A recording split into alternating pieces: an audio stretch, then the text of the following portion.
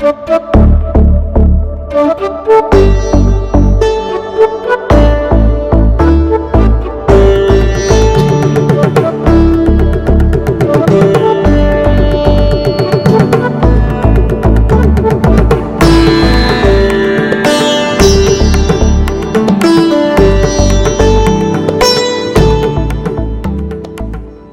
मैं हूँ दुनिया के सबसे पुरानी यूनिवर्सिटी नालंदा में। जी हाँ, नालंदा जाना जाता है अपने खान पान के लिए, अलग अलग लोग के लिए, लेकिन सबसे ज़्यादा अगर ये जाना जाता है तो अपने ऐतिहासिक धरोहर के लिए। जी हाँ, नालंदा यूनिवर्सिटी के लिए जो पूरी दुनिया में विख्यात है। तकरीबन 800 वर्षों तक इस यूनिवर्सिटी में पढ़ाई हुई थी। तो आपने अब तक बिहार को कानों से देखा था, अब आँखों से देखिए। अब देखिए कि कैसे बिहार दुनिया भर में मशहूर था अपनी शिक्षा के लिए, अपनी पढ़ाई के लिए। आज भले ही बात होती हो भारत के विश्व गुरु बनाने की, लेकिन बिहार के बिना भारत को विश्व गुरु बनाना असंभव है। तो सबसे पहले हम लोग इसके अंदर जाकर एक्सप्लोर करेंगे कि आखिरकार क्या सिस्टम था इस स्कूल का, इस कॉलेज का, इस यूनिवर्सिटी का, कैसे यहाँ पढ़ाई होती थी, क्या व्यवस्था थी, एंट्रेंस एग्ज़ाम होते थे या नहीं होते थे। ये बहुत सारी बातें हैं जिस पर चर्चा करने की जरूरत है। लेकिन अगर आप यहाँ आना चाहते हैं तो आपको पटना से आना पड़ेगा। तो वीडियो को शुरू से देखिए और समझ में आएगी आपको कि कैसे यहाँ आया जा सकता है। उसके बाद मैं आपको एक्सप्लेन करूँगा इसके अंदर में कि क्या व्यवस्था सिस्टम यहाँ पे है।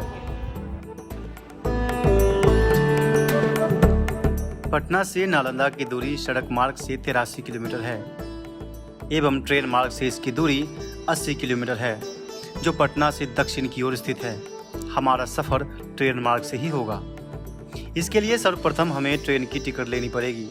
टिकट लेने के बाद हम एक सफ़र करेंगे जो हमें नालंदा के खंडहर तक ले जाएगा, जहां हम देखेंगे कि कैसे बिहार का नालंदा अपने गर्भ में समेटे बैठा है ज्ञान का स्वर्णिम काल, और देखेंगे एक सन की क्रूर शासक की क्रूरता ने कैसे ज्ञान के मंदिर को आग के हवाले कर दिया था। तो चलिए हमारे साथ आप भी यात्रा करेंगे और देखेंगे अपने गौरवशाली इतिहास को।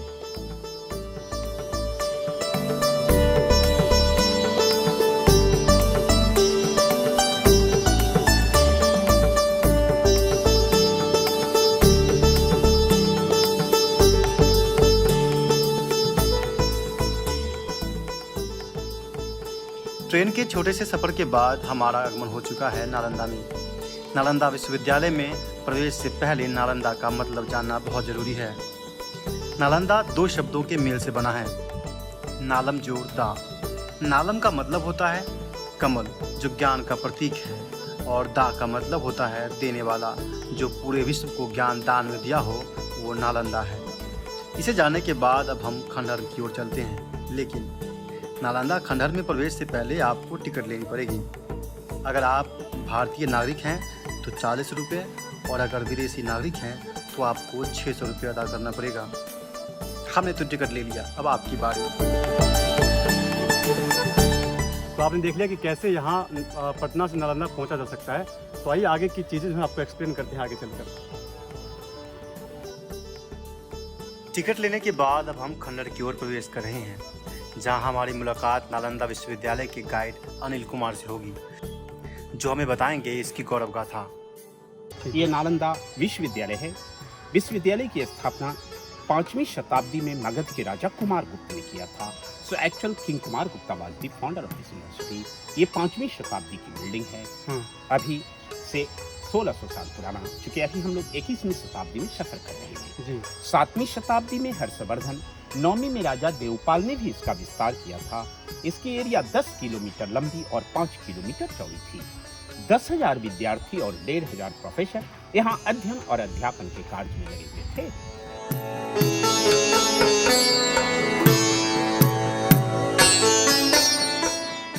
अनिल जी से बहुत सारा ज्ञान अर्जन करने के बाद हम आगे की ओर बढ़े और हमने करीब से सभी चीज़ों को देखा। आइए आप भी हमारे साथ देखिए और जानिए इसकी ऐतिहासिक पृष्ठभूमि को। तो ये नालंदा का एक तरह से कहा जाए तो मुख्य द्वार है, क्योंकि नालंदा के 4 मुख्य द्वार थे जिसका अब तक खोज नहीं हो पाया है। तो सरकार ने क्या किया कि इसको लोगों को विजिट करने के लिए, देखने के लिए, इस खंडहर को देखने के लिए उन्होंने एक दीवार को काटकर एक मतलब कि गेट बना दिया है।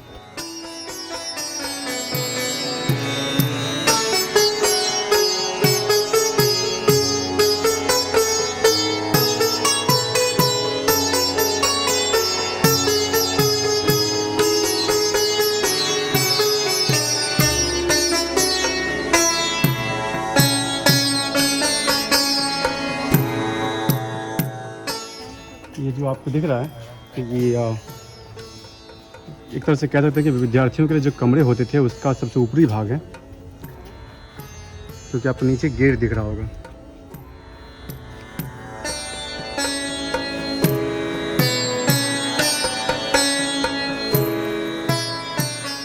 चलिए आगे की ओर देखते हैं कि आखिर क्या क्या चीज़ें हैं आगे।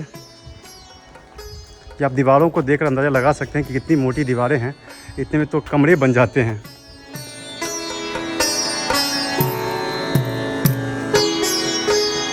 और इतने सालों होने के बाद भी आप देख सकते हैं कि ईंट की क्वालिटी में कोई ख़राबी अब तक नहीं आई है। बहुत कम इसमें मतलब कि ये ख़राब हुआ है, इसे कहते हैं ओल्ड इज़ गोल्ड। तो इस जगह को ऐसे निर्माण करवाया गया था जिससे अगर बच्चे अपने कमरे में बैठे हों, अगर टीचर्स को उन्हें बुलाना हो तो बड़े ही आसानी से उन्हें बुलाया जा सकता था। उसके लिए उन्हें किसी को भेजने की ज़रूरत नहीं पड़ती थी, बल्कि उनकी एक आवाज़ लगाने से लोग पहुंच जाते थे। जैसे कि मैं उदाहरण के लिए समझाता हूं, अगर मैं ज़ोर से बोलूँगा तो इसकी आवाज़ दूर दूर तक गूंजेगी, क्योंकि ये साउंड प्रूफ था। हेलो, तो आपको समझ में आ रहा होगा कि कैसे आवाज़ गूंजती थी, और अलग अलग कमरों में जहाँ विद्यार्थी रहा करते थे वहाँ तक आवाज़ पहुँच जाया करती थी, और बच्चों को इस बात की सूचना हो जाती थी कि शिक्षक बुला रहे हैं। तो चलिए आगे एक्सप्लेन करते हैं कि और चीज़ें क्या क्या है देखने लायक, जो आपको देखना चाहिए और विजिट करना चाहिए यहाँ। तो मैं एंट्रेंस एग्ज़ाम की बात कर रहा था। तो यहाँ पे जो एंट्रेंस एग्ज़ाम होते थे वो द्वारपाल ही लिया करते थे, और वो 10 से ज़्यादा प्रश्न पूछा करते थे। अगर उनके प्रश्नों का उत्तर विद्यार्थी 3 से ज़्यादा प्रश्नों का उत्तर दे दिया करते थे तो वो पास हो जाया करते थे। लेकिन ये इतना आसान नहीं था जितना आसान आप समझ रहे हैं। बहुत ही कठिन प्रश्न पूछे जाते थे। सोचिए कि विद्यार्थी पास नहीं हो पाते थे तो द्वारपाल कितने ज्ञानवान हुआ करते होंगे कि वो विद्यार्थी को पास नहीं होने देते थे। तो तकरीबन 10,000 से ज़्यादा विद्यार्थी और 1500 से ज़्यादा शिक्षक यहाँ हुआ करते थे, यहाँ पढ़ने और पढ़ाने का कार्य में कार्यरत हुआ करते थे। इसकी प्राचीन तकनीक और प्रवेश परीक्षा पद्धति को जानने के बाद हम आगे की ओर बढ़ते हैं। वहाँ चलेंगे जहाँ बच्चों का छात्रावास है, जहाँ बच्चे पढ़ाई करते थे, जहाँ उनके खाने का व्यवस्था था, जहाँ उनके लिए पीने का जल हुआ करता था। ये हिस्सा जो आप देख रहे हैं ये शिक्षकों या विद्यार्थियों के लिए साधना स्थल हुआ करता था, जहाँ पर बच्चे या शिक्षक साधना किया करते थे, योग किया करते थे, ध्यान किया करते थे। तो अलग अलग जगहों से लोग आने शुरू हो चुके हैं, बहुत सारे लोग आप देख सकते हैं यहाँ पे भ्रमण के लिए आते रहते हैं।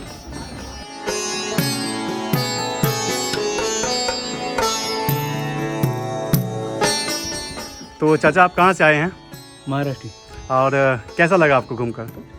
कैसा लगा ये जगह देखकर आपको? अच्छा लग रहा है। कैसा अनुभव रहा कि भगवान बुद्ध यहाँ आया करते थे? अच्छा लग रहा है। अच्छा लग रहा है ना? हाँ। हाँ, भगवान बुद्ध के बारे में कैसे आपको पता चला? एकदम जगह वैसे कोई नहीं जिसको नहीं पता हो। ऐसा है। भगवान बुद्ध का मार्ग तो अच्छा है ना, सबको शांति का मार्ग है ना वो। हाँ, वो शांति का मार्ग बताते थे। संसार के मार्ग बताते ना, सब आदमी को शांति का मार्ग, आदमी का मार्ग है वो। आदमी का मार्ग है, जो आदमी है तो भगवान बुद्ध का मार्ग है। तो अंकल बता रहे थे कि भगवान बुद्ध जो है शांति का मार्ग बताए थे, इसलिए इनको जानते हैं, पूरी दुनिया इनको जानती है इसलिए क्योंकि वो शांति के प्रतीक थे।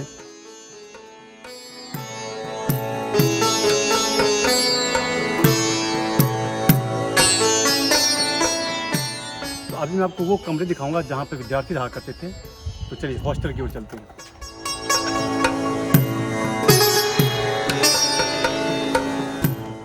तो ये एंट्रेंस है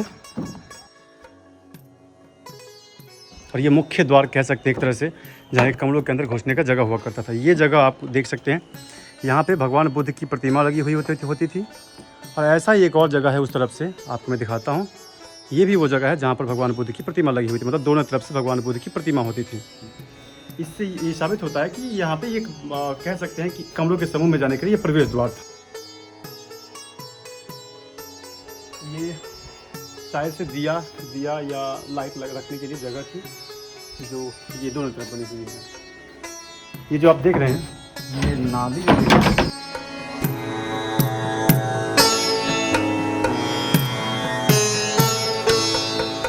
ये आपने हड़प्पा कालीन या फिर मोहनजोदड़ो की सभ्यताओं के बारे में सुना होगा, उससे संबंधित ही, उससे ही इंस्पायर होकर इस नाली को बनाया गया था। तो ये उस समय की बात है जब भगवान बुद्ध यहाँ आया करते, उस समय तक जो है ये नाली उस समय बना था, और अब तक ये वैसे का वैसे ही है। वैसे इसे बाद में सरकार ने सीमेंट से बनाया है ताकि वो ख़राब नहीं हो सिस्टम, और लोग को पता चल सके कि आखिरकार ये इसका इतिहास कैसा था। मैं आपको आगे दिखाता हूँ। ये यहाँ भी लाइट या लैंप रखने के लिए जगह है और इस तरफ जो है गेट लगाने के लिए शायद जगह थी। और ये बाथरूम का सिस्टम है, नहाने के लिए लोग नहाते थे यहाँ पे।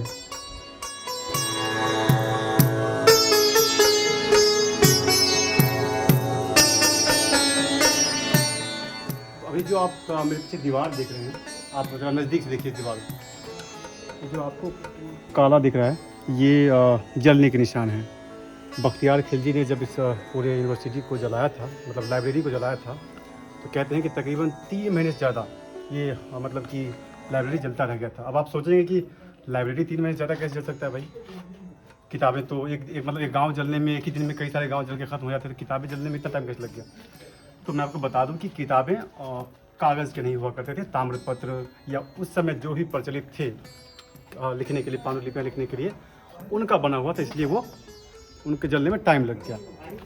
अब हम लोग पहुँच चुके हैं कमरे की ओर। तो ये है विद्यार्थियों का कमरा, जहाँ विद्यार्थी रहा करते थे यहाँ पर। तो अभी हम लोग एक कमरे में प्रवेश करेंगे और देखेंगे कि इसके कमरे के अंदर के सिस्टम क्या है। ये आप देख लीजिए, और ये गेट लगाने के लिए था, मतलब लकड़ी के गेट यहाँ पे लगा हुए करते थे। और आगे ये लाइट लगाने के लिए था। उसके बाद ये था पूरा कमरा। तो ये आप जो देख रहे हैं, ये एरिया बच्चों के लिए किताबें कॉपियाँ रखने के लिए हुआ करती थे। और ये है पूरा कमरा। आपको यहाँ भी दाग दिख रहा होगा, ये कोई बारिश के पानी का दाग नहीं है, बल्कि जलने का दाग है जो खिलजी ने जलाए थे। आप ये पूरे कमरे को देखिए, क्या इसकी बनावट क्या थी।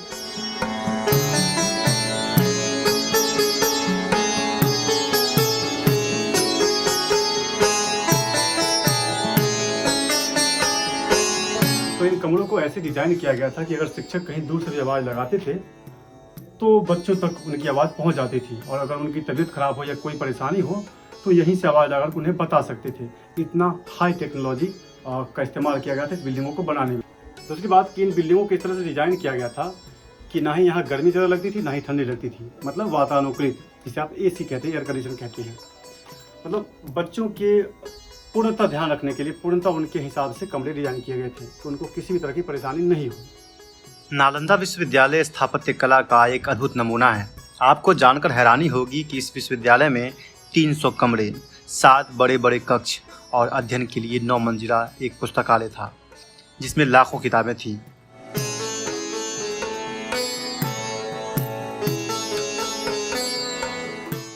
यही से जो आप देख रहे हैं, ये एक तरह से कह सकते हैं कि लेक्चर हॉल की तरह कह सकते हैं। यहाँ पे लेक्चर हुआ करता था। आप इन चीज़ों को देख सकते हैं, ये लंबी लंबी दीवारें हुआ करती हैं और उनके ऊपर छत हुआ करता था। यहाँ पर हो सकता है संभवतः यहाँ पर लेक्चर हुआ करता था। इन दीवारों को देखिए आप, गोल गोल पिलर हैं और सबसे ऊंचा जगह यहाँ पर है। और यहाँ आसपास में हॉस्टल्स हैं और कहते हैं कि आसपास के सारे हॉस्टल्स के बच्चे एक ही जगह पर आकर पढ़ाई किया करते थे। तो आपने ये देखा मेरे पीछे जो लेक्चर लेने के लिए जगह थी, मैंने आपको दिखाया अभी उसे। अभी मैं आपको एक सबसे महत्वपूर्ण चीज़ दिखाता हूँ। पास में ही है, वो भी लेक्चर हॉल के पास में ही है। मैं आपको वहाँ तक ले चलता हूँ। वो आप देख रहे हो, तो ये वो जगह है जहाँ पे खाना बनाया जाता था। है ना आश्चर्यचकित करने वाली बात, क्योंकि वो देख रहे हो आप, दोनों तरफ से लकड़ियाँ लगाई जाती है आग लगाने के लिए, और ऊपर से बर्तन डालकर खाना बनाया जाता था। खाना बनने का जगह आपने देख लिया, लेकिन सबसे महत्वपूर्ण ये है कि खाना बनने के लिए जो अनाज की आवश्यकता होती थी वो कहाँ रहता था, उसे जानना भी बहुत ज़रूरी है। तो चलिए दिखाता हूँ मैं आपको वो जगह भी।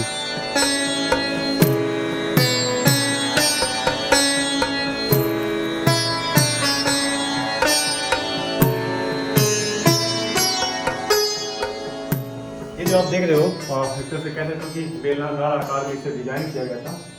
इसमें अनाज रखे जाते थे विद्यार्थियों के खाने के लिए या फिर शिक्षकों के खाने के लिए, जो भी यहाँ रहने वाले लोग थे उनके खाने के लिए अनाज रखे जाते थे। इसका कुछ हिस्सा मिला है जो खुदाई डिपार्टमेंट है उनको, इसलिए बता रहा हूँ कि इसमें अनाज रखे जाते थे। तो वैसा ही एक और कमरा, सेम ऐसा ही कमरा, वैसे ही बेलनाकार आकार में बनाया गया है। हाँ, ये लाइट के लिए फिर से आपको दिख रहा होगा, हर जगह बनाए गए थे। एक और कमरा, यहाँ मेरी आवाज़ आपको गूंजती हुई सुनाई देगी। सेम कमरा है, वैसे गर्मी बहुत है, बाहर में धूप बहुत ज़्यादा है, फिर भी मैं आपके लिए वीडियो बना रहा हूँ। तो चलिए आगे चलते हैं। एक सबसे महत्वपूर्ण चीज़ दिखाता हूँ। 108 कमरों वाली इस जगह के आसपास में एक सबसे महत्वपूर्ण चीज़, खाना तो हो गया, पढ़ना हो गया, पानी कैसे पिएंगे। ये देखिए, आइए, ये वो कुआं है जिससे विद्यार्थी एवं सभी शिक्षक जो इन बच्चों को पढ़ाते थे, उनके पीने के लिए जो पानी की व्यवस्था की गई है वो यहीं पे की गई है। तो सिर्फ ये कमरे ही नहीं थे, ऐसे ऐसे और भी कई सारे कमरे थे जहाँ पे मतलब कि पूरा कह लो कि एक तंत्र बना हुआ था एक कमरों का। ऐसे ऐसे तंत्र कई सारे थे जहाँ पढ़ाई होता था। उनके अपने कुएँ होते थे, उनके अपने गोडाउन होते थे, उनके अपने रसोइये होते थे, उनके अपने शिक्षक होते थे, उनके अपने सब कुछ उनका पर्सनल हुआ करता था।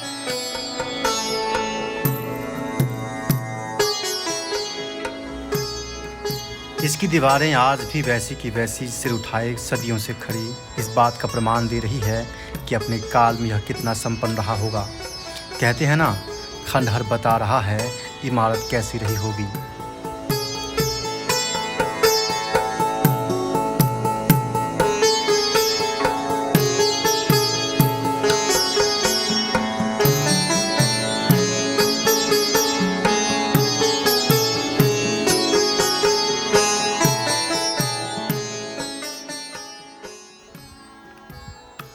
तो एक सबसे महत्वपूर्ण चीज़ जो हमने खबर दी है वो ये है कि जो तस्वीरें नालंदा यूनिवर्सिटी की हम लोग इंटरनेट पे या सोशल मीडिया पे या फिर कहीं भी देखते हैं, वो भाग कहाँ पे है।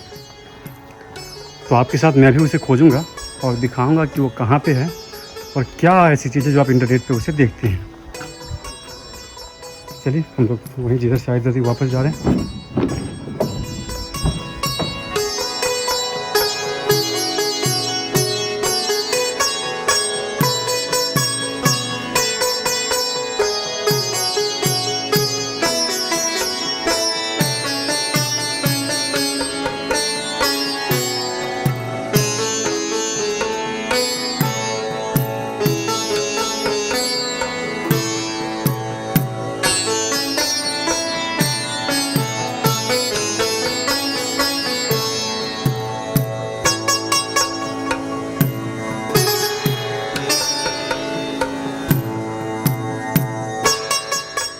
नालंदा के इस अवशेष एवं खंडहर को करीब से देखना भारत के सुनहरे युग की याद दिलाता है कि किस तरह भारत कला, वास्तुकला, साहित्य और ज्ञानार्जन के क्षेत्र में दुनिया भर में सबसे आगे था।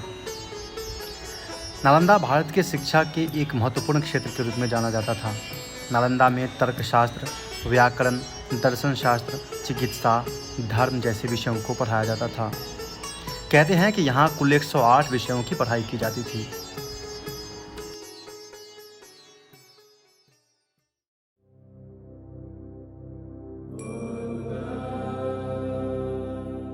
तो आपको मैं जिस हिस्से की बात कर रहा था, जो आप इंटरनेट पे देखते हैं, टीवी चैनलों में देखते हैं या फिर अखबार में देखते हैं, कहीं भी देखते हैं, उस हिस्से का नाम है सरीपुत्रा। अब सरीपुत्रा ये हिस्सा है जिसकी मैं बात कर रहा था, ये है सरीपुत्रा। आप इसे गौर से देखिए। और सरीपुत्रा कौन है, ये इनके बारे में आपको बताता हूँ। तो सरीपुत्रा जो थे वो भगवान बुद्ध के सबसे प्रधान अनुयायियों में से एक थे। वैसे भगवान बुद्ध के 2 सबसे प्रधान अनुयायी थे। उनमें से सबसे पहले की अगर बात आती है, नाम आती है, तो वो सरीपुत्रा थे। और सरीपुत्रा का जन्म और मृत्यु दोनों बिहार के नालंदा में हुआ, इसलिए इसे सरीपुत्रा नाम दिया गया। और उनके मरने के बाद उनके राख को इसके नीचे दफनाया गया और ऊपर से बिल्डिंग बनाकर सबसे ऊपर भगवान बुद्ध की प्रतिमा रखी गई थी, जो प्रतिमा अभी नहीं दिखती है। और ये कालापन जो आपको दिख रहा है, और चूँकि यहाँ पे दुनिया की सबसे बड़ी लाइब्रेरी थी, उसके जलने के बाद जो अवशेष थे वो हिस्से हैं और उनके दाग हैं ये। तो मेरा कहने का मतलब उद्देश्य यही था कि भले ही आज हम विश्वगुरु होने की बात कर रहे हैं कि अब हम बनेंगे विश्वगुरु, अभी कभी ना कभी बनेंगे, लेकिन इन सब चीज़ों को देखने के बाद आपको एहसास होगा कि हम आज विश्वगुरु बनने की ओर चले हैं, हम पहले ही विश्वगुरु रह चुके हैं। तो आपको ये वीडियो कैसा लगा? क्योंकि हमारा ये ब्लॉग ख़त्म हो रहा है, तो आपको ये वीडियो कैसा लगा हमें ज़रूर बताइएगा। और ऐसे और वीडियोज़ मैं आपको दिखाता रहूँगा बिहार के गौरव के बारे में, बिहार के इतिहास के बारे में, बिहार के स्वर्णिम काल के बारे में। धन्यवाद।